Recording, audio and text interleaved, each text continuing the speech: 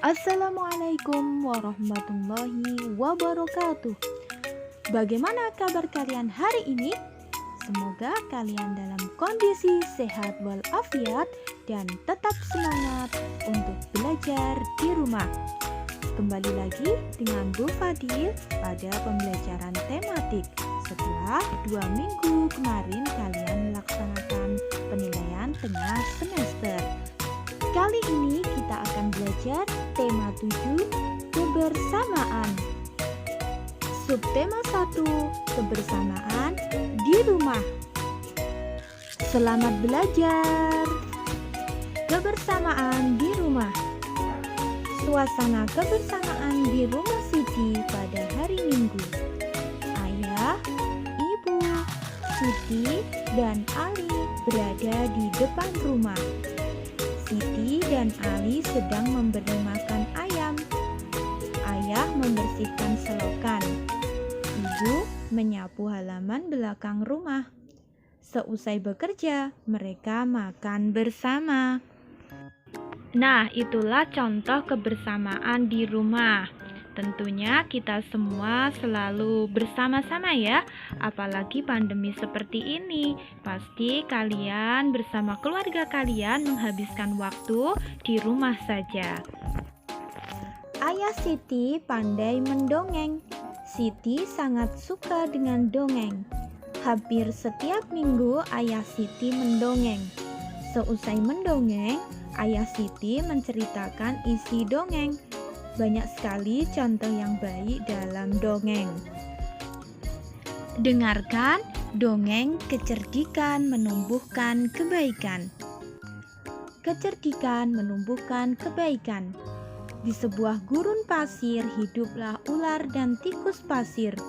Sebenarnya, sang ular sangat ingin memangsa tikus, sedangkan tikus berusaha mencari akal agar ular tidak lagi berniat memangsanya. Saat itu sang ular sangat lapar, padahal ia sedang tidak mempunyai sedikit pun makanan. Sedangkan tikus yang berada tidak jauh dari sang ular sedang asik melahap makanannya. Sang ular merasa tidak senang melihat kelakuan tikus. "Dengarkan ucapanku, wahai tikus yang angkuh. Aku pasti akan mendapatkan tubuhmu yang mungil dan lezat itu," kata ular. "Hei ular, berusaha dan bekerjalah. Jangan hanya berani mengancam. Kalau hanya mengancam, seekor semut pun bisa," jawab tikus. Sang ular sangat marah mendengar ejekan tikus. Ia lalu kembali ke sarangnya dengan perut yang lapar. Sedangkan tikus masih lahap dengan makanannya. Waktu terus berjalan, tetapi ular tidak juga menemukan makanan. Ia juga enggan untuk keluar dari sarangnya. Sementara itu, tikus sudah lelap dalam sarangnya. Ular yang masih dalam keadaan lapar segera mengendap-endap. Mendekati sarang tikus, mesti ia masih sangat kesal terhadap tikus. Dan kini ular telah berada di sisi tikus yang sedang tidur pulas. "Hei tikus, aku sudah berada di sebelahmu dan siap untuk menyantapmu," kata ular. Tikus segera terbangun dari tidurnya sambil berpura-pura menguap. Ia mulai memutar otak agar bisa lolos dari cengkraman sang ular. "Tunggu dulu ular sahabatku. Kalau kau ingin memakanku, kau harus berpikir dulu. Kita hanya berdua di sini, tidak ada hewan lain.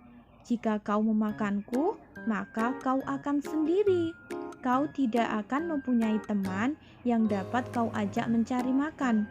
Kalau begitu, kau tidak akan makan dan akhirnya kau akan mati," jawab tikus. Sejenak sang ular terdiam. Ia mencoba merenungkan nasihat tikus. "Jadi, kita tidak bisa hidup sendiri?" tanya ular. "Tentu. Bukankah kita bisa berteman dan tentunya kita dapat mencari makan bersama? Bukankah itu lebih menyenangkan daripada nantinya setelah kau memakanku, kau hanya akan hidup sendiri?" jawab tikus. Ular mengangguk tanda mengerti. "Baiklah kalau begitu, maafkan aku," kata ular. Tikus pun memaafkan ular. Mereka tersenyum bahagia, kemudian beranjak mencari makanan bersama-sama. Itulah dongeng yang berjudul Kecerdikan Menumbuhkan Kebaikan. Dari dongeng tersebut, siapa yang diceritakan dalam dongeng? Yang diceritakan dalam dongeng tersebut adalah tikus dan ular. Jadi, dalam dongeng tersebut, tokohnya adalah hewan. Cerita pendek yang menceritakan tentang hewan disebut fable. Tokoh-tokoh yang ada di dalam fable adalah berbagai jenis hewan. Cerita dalam fable adalah cerita fiksi. Cerita fiksi artinya cerita yang dibuat berdasarkan khayalan pengarang. Ibu menghidangkan 3 buah kue donat. Setiap kue dipotong menjadi 2 potongan sama besar. Siti, Ali, dan Ayah mengambil masing-masing 1 potong. Siti sangat senang bersama keluarga di rumah. Kue donat kita gambarkan seperti berikut. Ya, kita di sini akan belajar mengenal pecahan. Gambar pertama, 1 donat utuh dipotong menjadi 2 bagian sama besar. Yang gambar kedua, 1 donat utuh dipotong menjadi 2 bagian tetapi tidak sama besar. Maka gambar pertama, 2 bagian yang sama besar masing-masing disebut setengah. Kalau gambar kedua, karena tidak sama besar, maka bukan setengah. Nah, digambarkan seperti berikut ya. 1 donat nilainya 1. Kemudian 2 bagian donat sama besar. 1 donat dipotong menjadi 2 bagian donat yang sama besar. Potongan tersebut berasal dari 1 bagian donat dari 2 bagian donat. Maka dituliskan 1/2. 1/2 bisa juga dibaca setengah. Paham ya, solih-solihah? Jadi 1/2 itu berasal dari 1 potongan donat yang kemudian dibagi menjadi 2. Maka disebut pecahan 1/2 atau dibaca setengah. Perhatikan contoh berikut. Siti memiliki kertas berbentuk persegi panjang. Kemudian kertas tersebut ia potong menjadi 2 bagian sama besar. Setiap potong kertas adalah titik-titik bagian. Berapa bagian ya berarti? Ya, 1 potong kertas dibagi menjadi 2. Maka setiap potongan kertas adalah 1/2 bagian atau setengah bagian. Selanjutnya, agar mendapatkan kue 1/2 bagian, maka kita harus membagi 2 kue tersebut dengan ukuran berapa ya? 1 kue dibagi menjadi 2. Maka masing-masing mendapatkan 1/2 bagian. Ya, ukuran kue tersebut berarti 2 bagian yang sama besar. Kita tuliskan 2 bagian kue sama besar. Ingat ya, pecahan 1/2 itu berarti membaginya harus menjadi 2 bagian yang sama besar.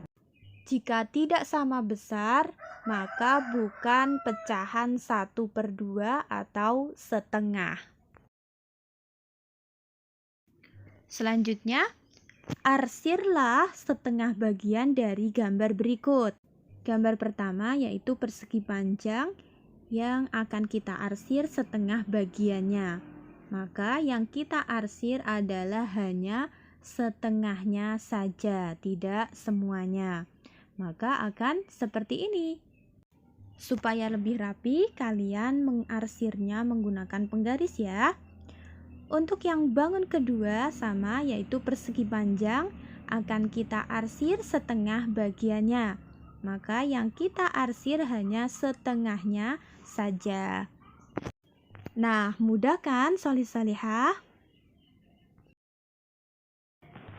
Di dekat rumah Siti terdapat pos penjagaan. Di sana terdapat kentongan. Kita dapat membuat bunyi kentongan bervariasi.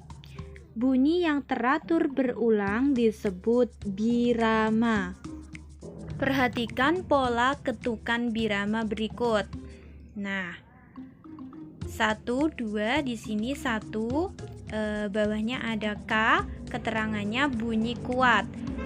2 diberi keterangan L, yaitu bunyi lemah. Dan bunyi kuat di sini simbolnya garis-garis itu ya. Dan bunyi lemah simbolnya titik atau bulat. Membedakan bunyi kuat dan bunyi lemah. Nah, di sini ada pukulan meja dan tepukan tangan atau tepuk tangan ya. Prok, duk, prok. Jika dua bunyi di atas dibandingkan, maka bunyi 1 lebih kuat daripada bunyi 2. Maka bunyi pukulan meja lebih kuat daripada tepuk tangan. Duk duk prok, duk duk prok, duk duk prok. Maka bunyi kuat yaitu yang lebih kuat adalah bunyi pukulan pada meja, dan yang lemah yaitu tepuk tangan. Jawablah pertanyaan-pertanyaan di bawah ini. Sebutkan 2 bunyi yang ada di sekitarmu. Kemudian tentukan bunyi yang lebih kuat dan bunyi yang lemah. Misalnya, bunyi tongkat kayu yang dipukul dan bunyi petikan jari. Mana yang lebih kuat? Bunyi yang lebih kuat adalah bunyi tongkat kayu yang dipukul, dan bunyi yang lebih lemah adalah bunyi petikan jari. Siti menyebutkan bunyi yang dihasilkan benda-benda berikut: tepuk tangan, tongkat kayu, dan kentongan. Bunyi yang paling kuat adalah nomor 3, yaitu kentongan. Kemudian bunyi yang paling lemah adalah nomor 1, yaitu tepuk tangan. Lakukan kegiatan seperti gambar untuk membedakan bunyi kuat dan bunyi lemah. Coba kamu menyanyikan lagu cicak dengan iringan bunyi kuat dan bunyi lemah. Bunyi kuat di bagian depan. Beberapa irama dapat digabungkan. Misalnya, irama dari kentongan dan tongkat kayu yang dipukul. Tongtek, seperti itu ya. Kalian juga dapat membuat irama dengan memukul meja dan tepuk tangan. Duprok. Mari kita nyanyikan lagu cicak ciptaan Ate Mahmud menggunakan irama, tepuk tangan, dan pukulan meja. Bunyi kuatnya di bagian depan ya. Jadi kita pertama memukul meja, kemudian dengan tepuk tangan. 1, 2, 3. Cicak cicak di dinding, diam-diam merayap, datang seekor nyamuk, hap, lalu ditangkap. Nah, itulah contoh menyanyikan lagu cicak dengan irama memukul meja dan tepuk tangan. Kalian bisa mempraktikannya di rumah. Demikian pembelajaran tematik hari ini. Jangan lupa kerjakan tugas-tugasnya. Semoga kalian dimudahkan oleh Allah Subhanahu wa Ta'ala dalam segala urusan. Kebahagiaan akan selalu datang di tengah kebersamaan. Apapun itu, lakukan bersama-sama. Hidup ceria dan bahagia ketika senyum bersama. Terima kasih. Sampai jumpa pada pembelajaran selanjutnya. Alhamdulillahirabbil alamin. Wassalamualaikum warahmatullahi wabarakatuh.